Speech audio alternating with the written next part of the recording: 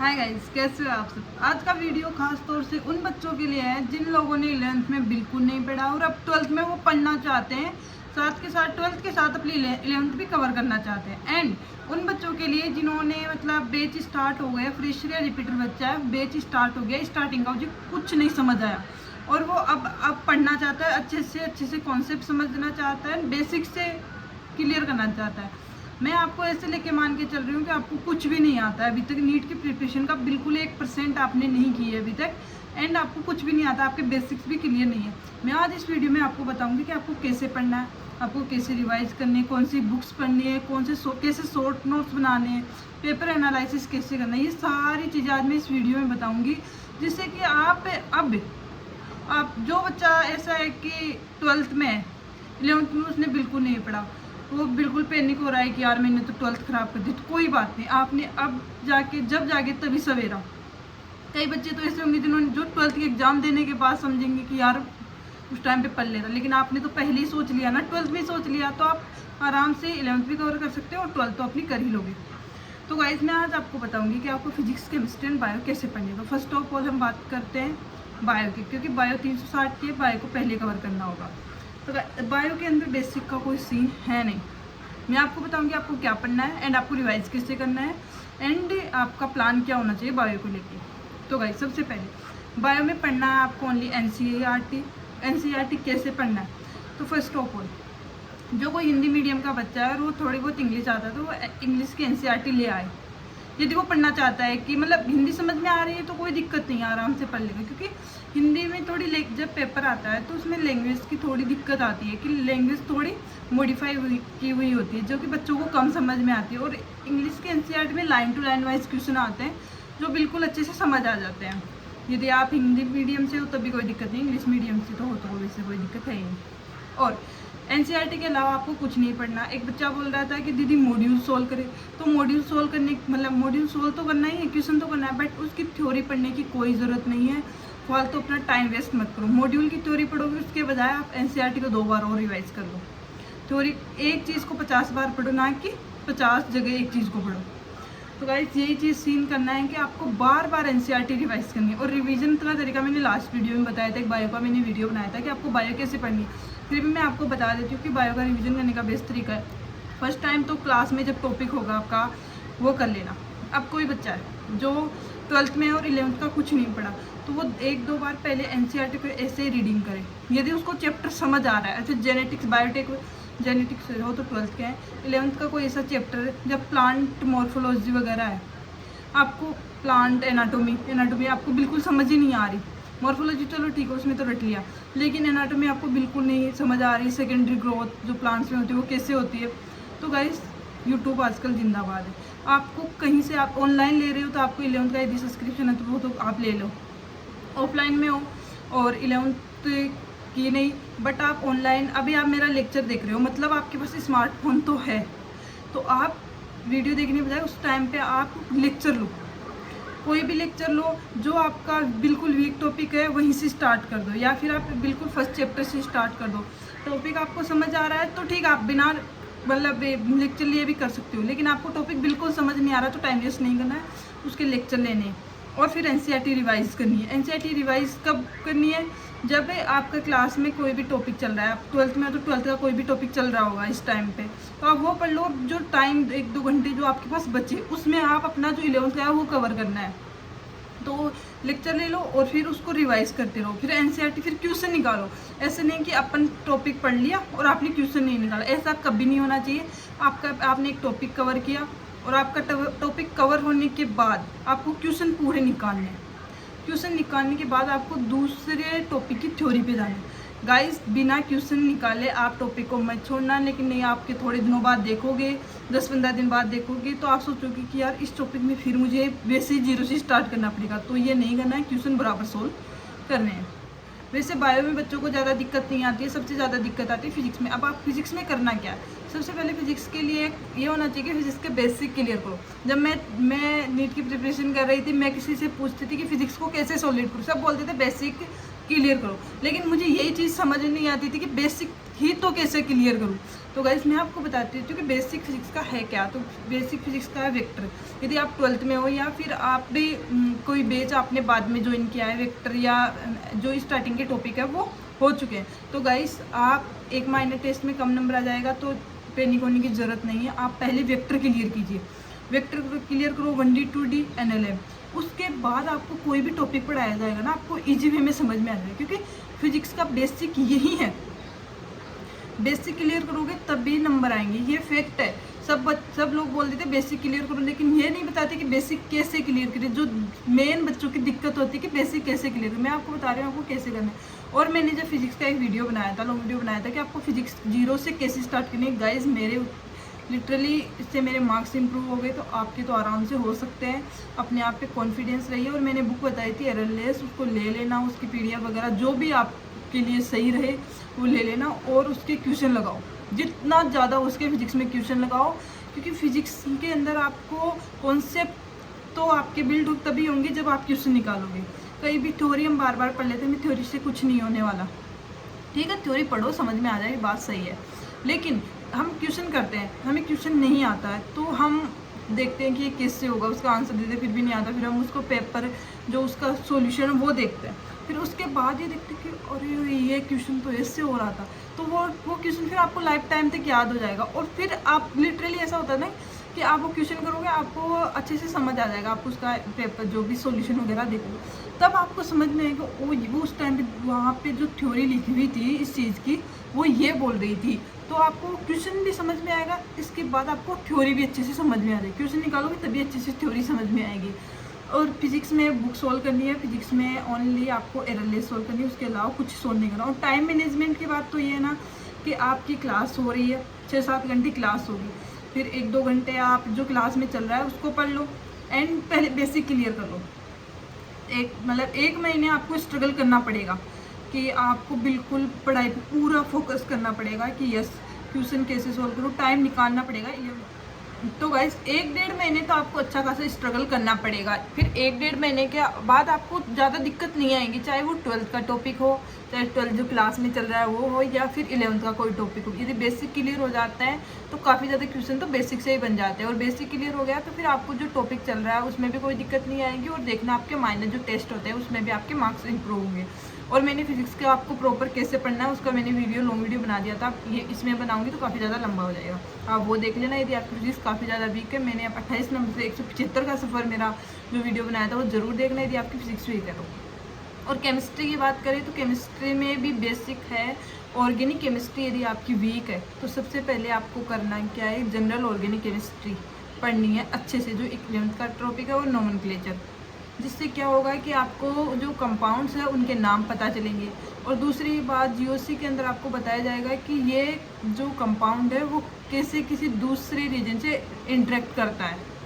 तो आपके basic organic chemistry में जब क्लियर हो जाएंगे तो आपको ऑर्गेनिक केमिस्ट्री की जो रिमेनिंग टॉपिक है एल्कोहल, फिनॉल, एल्डिहाइड, इनमें कोई दिक्कत नहीं आने वाली। सबसे ज़्यादा जरूरी है बेसिक। तो बेसिक आप यदि आपकी ऑर्गेनिक केमिस्ट्री वीक है तो जनरल ऑर्गेनिक केमिस्ट्री पढ़ लो। यदि 12th में चल रहा है 12th में आप हो और आपकी बेसिक कमज़ोर है तो कैसे भी टाइम निकाल के आप जीओसी कंप्लीट कर लो। जीओसी कंप्लीट होने के बाद आपको कोई दिक्कत नहीं आने वाली है। और यदि आपको इनऑर्गेनिक केमिस्ट्री में दिक्कत आ रही है, मतलब इनऑर्गेनिक केमिस्ट्री आपको ज़्यादा जोर आ रहा है, आपको समझ नहीं आ रही है, आपसे रटा नहीं जा रहा है, देखो इनऑर्गेनिक में तो ज़्यादा रटने का काम है, थोड़ा बहुत ही समझने का काम होता है, ज़्यादातर समझने का काम है, लेकिन उसमें जो कंपाउंड्स वगैरह उसको क्या बनाते हैं प्रोडक्ट, उसमें कोई प्रॉपर मैकेनिज्म तो होती नहीं है ऑर्गेनिक की तरह, वो तो एक तरीके से रटने वाला ही काम है।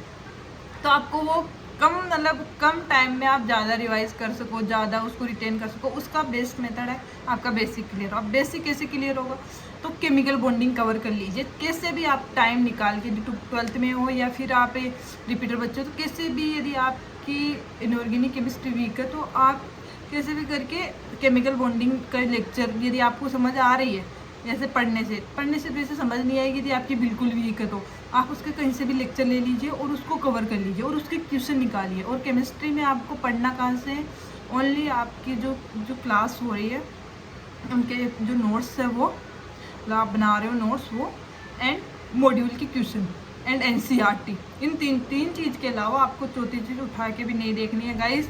कम सोर्स होंगे तो आप उसको ज़्यादा रिवाइज कर सकोगे, आपका कॉन्फिडेंस बिल्डअप होगा एंड आपके सही होने के चांस ज़्यादा होंगे। क्योंकि आप 50 बुक्स में पढ़ोगे तो कहीं ना कुछ अलग अलग लिखा हुआ होता है, या फिर हम समझने में कुछ गलती कर देते हैं।